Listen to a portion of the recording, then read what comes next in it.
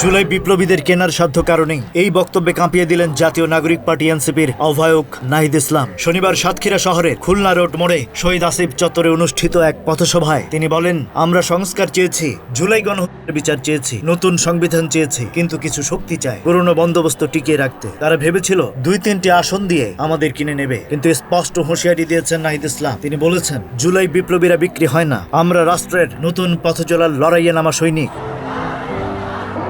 পথসভায় সভাপতিত্ব করেন সাতক্ষীরা জেলা সমন্বয়ক কামরুজ্জামান বুলু। বক্তব্য দেন দক্ষিণাঞ্চলের যুগ্ম মুখ্য সংগঠক মেজবা কামাল এবং চিকিৎসক তাসলিম জারা। সভায় আরো ঘোষণা আসে, জুলাই বিপ্লবীরা চায় একটি জাতীয় সরকার, চায় একটি নতুন রাষ্ট্র গঠন, কিন্তু একটি দল বলছে 3 মাসের মধ্যে নির্বাচন। এদের একটাই উদ্দেশ্য, ক্ষমতা। জনগণের প্রতি আহ্বান জানান মুখ্য সংগঠক হাসনাত আব্দুল্লাহ।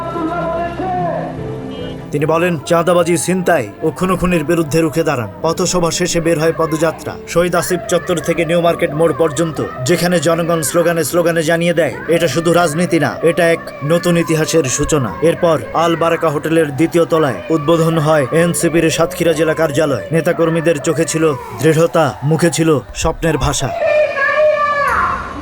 সাতক্ষীরা জেলা প্রতিনিধি মুজফফর রহমানের পাঠানো তথ্যচিত্রে ডেস্ক রিপোর্ট।